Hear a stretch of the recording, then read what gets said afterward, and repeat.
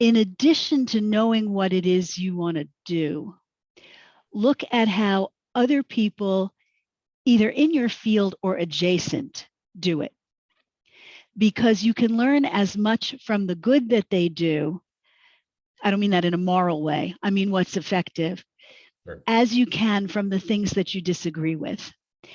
And it's really useful to be able to thread your own path that's a little bit different from what everybody's doing, but getting the benefit of what they've learned.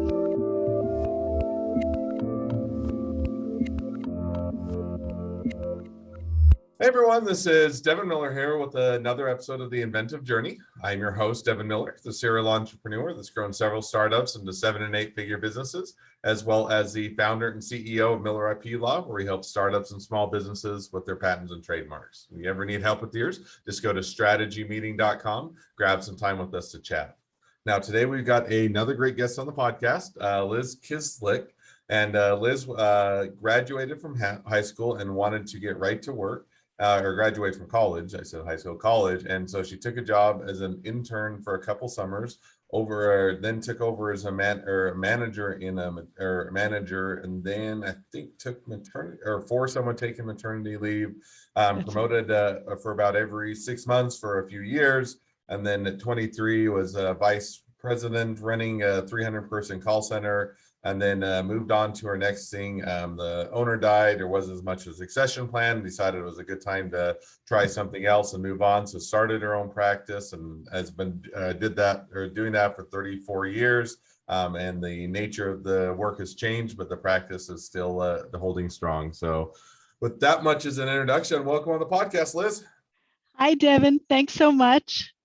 Absolutely. So I just took a much longer journey and condensed it into a 30-second version of it. So with that, let's go and unpack that a bit more. So take us back in time to graduating from college and how your journey got started there. Okay. I really wanted to work, unlike my friends who were going to grad school. I just believed that work was where you could make things happen. And I still believe that.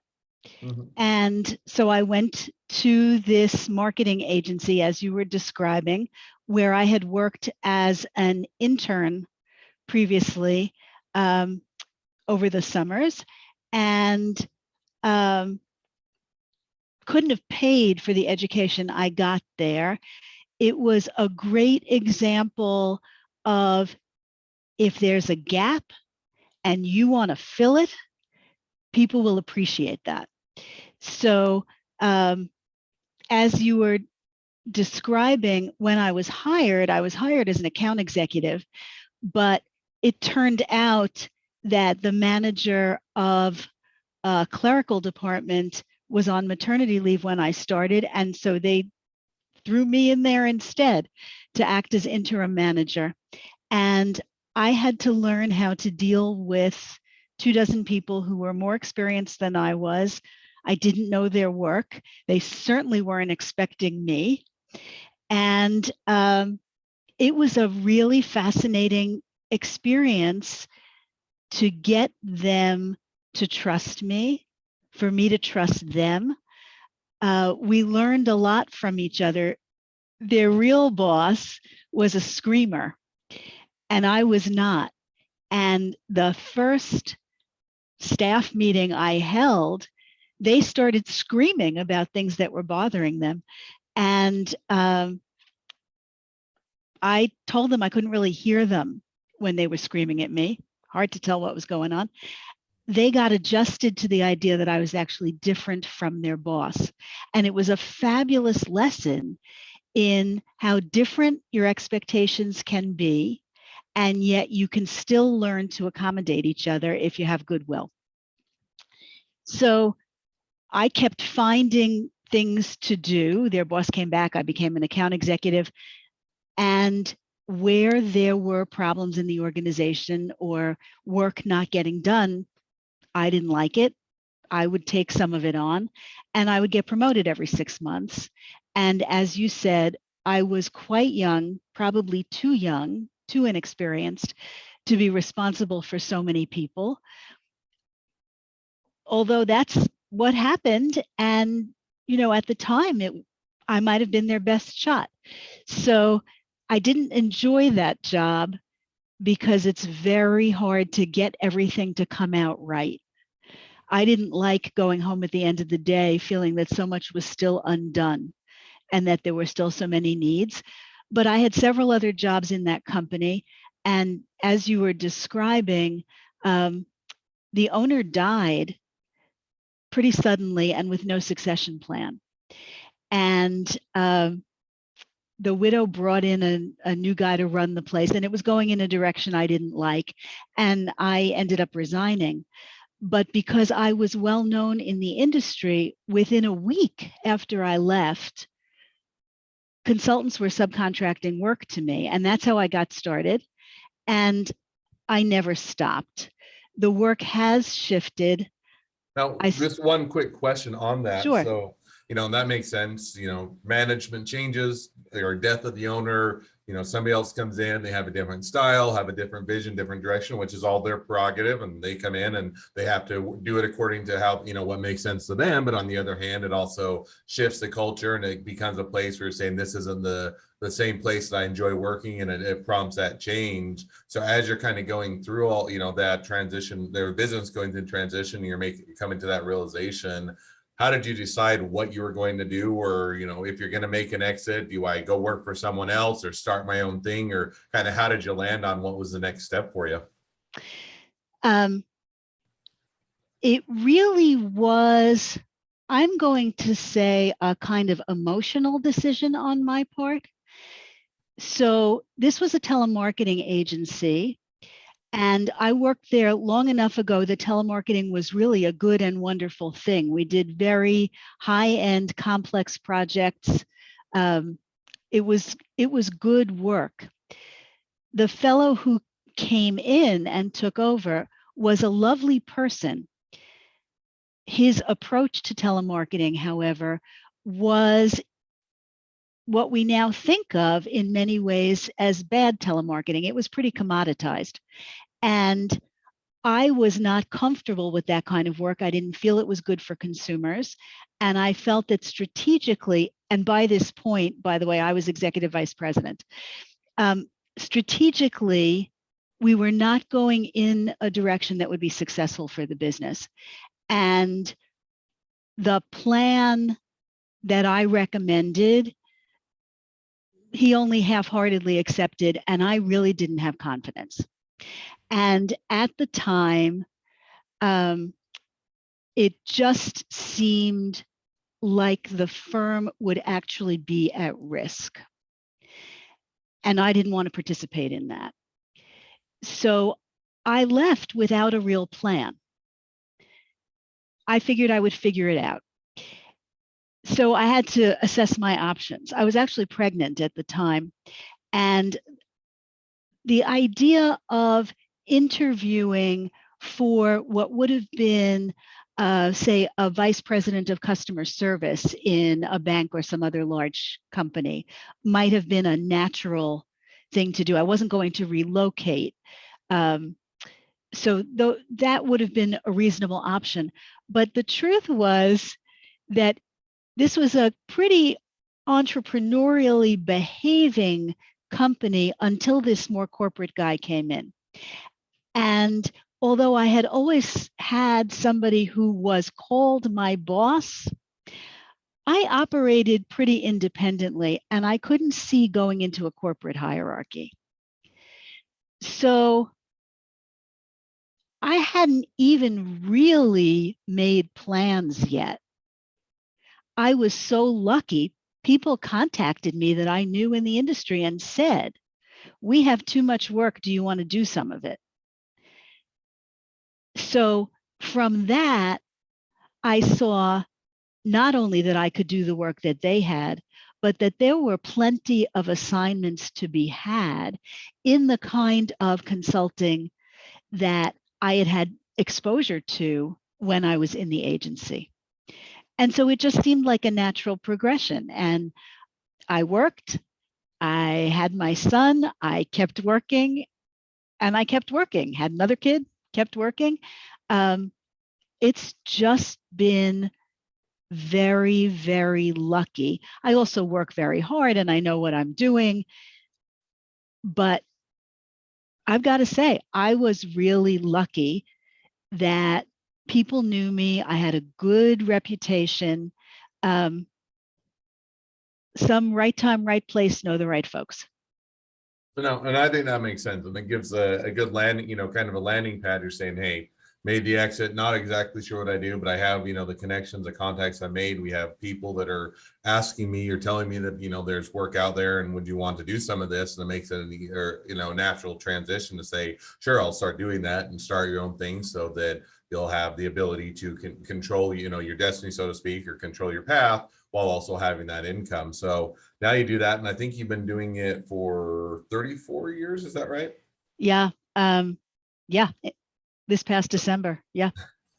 So now my question would be is, that's a natural place to start the business, but I would assume out over 34 years, you've grown it, expanded it, and pivoted and adjusted. And so you start out with that natural transition of you have people that are saying, hey, we're asking you if you'd like to take on work, and they've got projects they'd like to pay you for. Now, where did you take the business from there? How did you grow it or pivot or adjust it? What has changed the most, I think, looking back, is the nature of the work as opposed to the size. I mean, it's still me and a part-time assistant, um, but the nature has changed. So I started out doing the kind of telemarketing that I had learned in the agency, and consulting to companies that had some kind of telemarketing or inside sales call center. But because the industry was going in a direction that I didn't care for, my first shift was into customer service. And so then I was consulting about that. And that also expands the number of companies who might have needs. So that was very helpful. And then what I learned through the years in a variety of corporate call centers, whatever goes wrong in an organization sooner or later affects the customer. And if a customer has a complaint, it's likely to come into the call center. So I would learn a lot of things from what customers said and also from interviewing the representatives in these call centers. I would learn what was going on in the company that wasn't working so well. And in some of my clients' organizations, there would be a senior leader who wanted to hear that stuff. Of course, there were some organizations that wanted me to limit my work to the call center. That was totally fine. It was what they hired me for. But because in many organizations, leaders want to know what could be better, or recognized that I had access to information about problems either they were unaware of or weren't sure what to do about. And so I would be involved in helping to solve non-call center problems and to work on non-call center projects. So over time, I've done everything from strategic planning, workforce planning, all kinds of organizational design and development, and a lot of leadership development, and really helping people figure out how to get the work done together when they've got different ideas about how it ought to get done. So a lot of internal facilitation, some kinds of mediation and development of people so that they could work better together. Oh, that makes sense. And, it sounds like things, you figure out both things. Hey, I don't like these things that are the way that it's done. I think there's a better option, a better path forward. And then by the same token, as you're figuring those things out, you're able to assist and help others. And it takes you here, kind of helps you there to find the path that, that works best on all fronts. And so definitely makes sense. So that takes us a bit up to where you're at today. Now, if you're going to say, okay, been doing this, 34 years and had those kind of winds and those, adjustments and pivots along the way, and you're saying, now I'm looking a bit into the future, kind of where, things are headed, or what's the next, phase or part of the journey. Where do you kind of see the next 6 to 12 months going for you and for the business? It's really the same kind of work. When COVID started, there was a big pause. Companies weren't sure what to do, what they needed, couldn't be on the road anymore.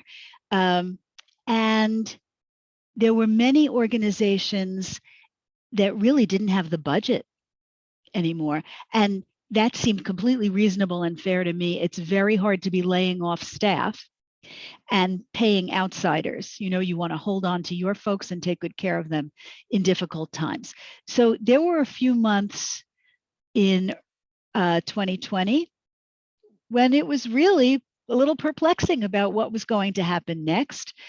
And, thank heaven for Zoom, because so much of my work, it's not like manufacturing. Even if I'm working with manufacturing people, we can do it on video because it's dialogue.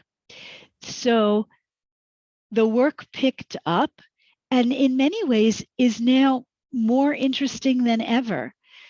Distance is no issue, although I will say in the next 6 to 12 months, I'm so looking forward to going back on the road and seeing people again. There is a real difference to being physically present. At least I feel that way. I'm an introvert, but I miss my clients something awful. It's really nice to be with them. But the work itself is still what the client needs. So it's everything from planning a client's growth strategy to I work with a number of family businesses, and succession planning is a big issue. A lot of that going on. And the kind of interdepartmental support just to have the work go smoothly, have everything get done, have people regard each other well. Right now, in this period, in some ways that's more important than ever, because many employees know they have opportunities elsewhere. There are enough open jobs now that good employees, if they want to, they can find something. So it's really important for people to feel comfortable at work. And a lot of my consulting and coaching has been lending itself to trying to keep people and making sure that everybody has a good sense of direction. So there's job crafting involved sometimes, and career development internally. It's really varied, and that's part of what I like so much. One of the wonderful things about being on my own is the independence, the flexibility, and the variety. No, I think that definitely makes sense, and it sounds like good opportunities to come in the future, and will be interesting. I tend to be the same way. I think we do a ton on Zoom, and a lot of our clients are remote, but there is a for a lot of industries and for a lot of people, they're saying, hey, that may work on a temporary basis or for some circumstances. On the other hand, hey, I want to get back in front of people or be able to see people face to face and have that a bit more of interaction. So as that continues to hopefully progress in that direction, it'll be interesting to see how it continues to play out. So well, now as we've caught up or gone through a bit of your journey, and also caught up to now where you're at today and a bit into the future, great time to transition a bit into the two questions I always ask at the end of each podcast or the end of each episode. So on the first question I always ask is, along your journey, what was the worst business decision you ever made, and what'd you learn from it? I would say it has been not taking action quickly. I've got two, and they're interwoven. It's not taking action quickly enough is definitely one. You have a feeling about something that it's not so great, and you watch it for a while. Sometimes it's hard to make a change when you need to make a change. And I say that both in terms of employees and clients. Sometimes it's good to get out when things are not going the way that you feel they should. So that's one. And the second one is I have not always paid enough attention to building a pipeline of business. I love the business I've got. I'd rather do that than anything. I'd rather do that than the writing I should do. I'd rather do that than, the sales and business development I should do. I just like the work itself. So when I've made errors, it's usually because I've been too focused on today and not enough on what's next. I like both of those. I mean, there are a couple things to hit on. One is focusing on what you tend to do. I mean, I think that one's always a balance, and especially if you're a startup small business owner, you always have things that you feel like you have to do or that that need to get done, even though that may not be your area of passion or expertise. And then there are the areas that you can add value yourself. And a lot of times, the more you can offload those areas that you're not a passionate and you don't enjoy, or you're really not adding the value that you can, so that you can focus on the areas that are really specific to you, and the things that you can really add the most value tends to be the ones that are the most beneficial to the business. And yet always much easier said than done on that front. But I also like getting things started, getting things done is another great takeaway. So second question I always ask is, if you're talking to somebody that's just getting into a startup or a small business, what would be the one piece of advice you'd give them? All my clients would say I have a lot of trouble giving one piece of advice. So I'm going to give more than one. I hope you can stand it, Devin. All right, good. I would say, in addition to knowing what it is you want to do, look at how other people, either in your field or adjacent, do it. Because you can learn as much from the good that they do. I don't mean that in a moral way. I mean what's effective, sure, as you can from the things that you disagree with. And it's really useful to be able to thread your own path that's a little bit different from what everybody's doing, but getting the benefit of what they've learned. So understanding that and how it works, I think that's an important lesson up front. But then with that in mind, asking your customers if what you do is working for them is important all the time. And getting their feedback about what could work better for them, what they're happy about or not so happy about, helps you understand what to do next. And that's been a very valuable thing for me.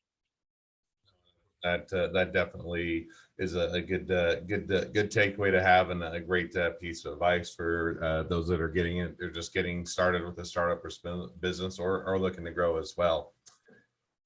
Well, as we wrap up the podcast, if people want to reach out to you, they want to, be a customer, they want to be a client, they want to be an employee, they want to be an investor, they want to be your next best friend, any or all of the above, what's the best way to reach out to you, contact you, find out more? Oh, thank you. Easiest is to go to my website.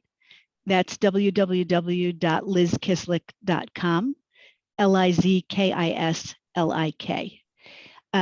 And they can also find me, of course, on LinkedIn and on Twitter.